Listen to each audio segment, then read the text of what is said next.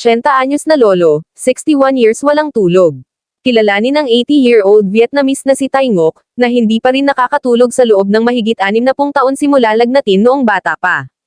Isang one-of-a-kind case, tila si Tai Ngoc ay isang superhuman bagaman hangad din niyang makatulog ng normal gaya sa mga tao sa paligid. Ang lagnat niya noong 1962 ang nagnakaw sa kanya sa pagtulog sa habang buhay.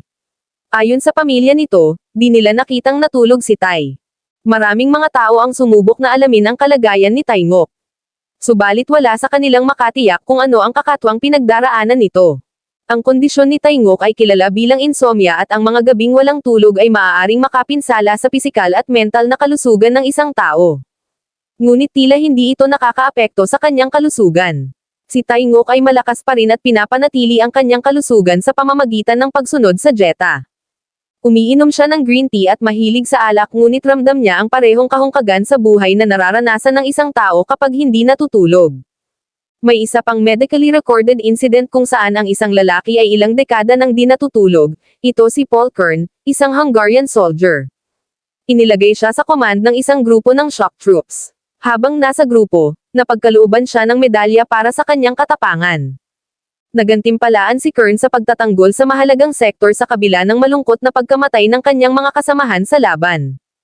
Si Kern ay nabaril sa kanyang ulo ng Russian soldier at nawala ang isang bahagi ng kanyang frontal lobe kaya't dinala siya sa Lemberg Hospital. Nang magising, hindi na siya nakatulog. Ang pagtulog ay isang mahalagang bahagi sa isang malusog na pamumuhay. Ang isang tao ay nangangailangan ng humigit kumulang 7 hanggang 8 oras ng pagtulog bawat gabi upang mapanatili ang pinakamainam na kalusugan. Kaya ang kondisyon ni Tai ay isang misteryo pa rin, kung paano niya nagagawang kumilos nang hindi nakakatulog. Paano siya nabubuhay? Sa kabila ng hindi natutulog sa loob ng mahigit kalahating siglo, mukhang nasa mabuting kalusugan si Tai Ngoc at patuloy na nagtatrabaho sa sakahan ng kanyang pamilya.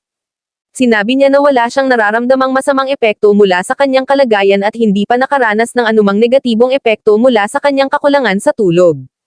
Mga posibleng paliwanag. Ang kaso ni Tai Ngoc ay nakagugulo sa medical professionals sa buong mundo, at mayroong ilang mga teorya kung paano niya nagagawang gumana ng walang tulog. Ang isang posibleng paliwanag ay maaaring mayroon siyang genetic mutation na nagpapahintulot sa kanya na lampasan ang pangangailangan para sa pagtulog. Ang isa pang teorya ay maaaring siya ay nakakakuha ng kaunting tulog na hindi niya nalalaman, tulad ng microsleep, isang estado kung saan ang utak ay pansamantalang humihinto upang makapagpahinga.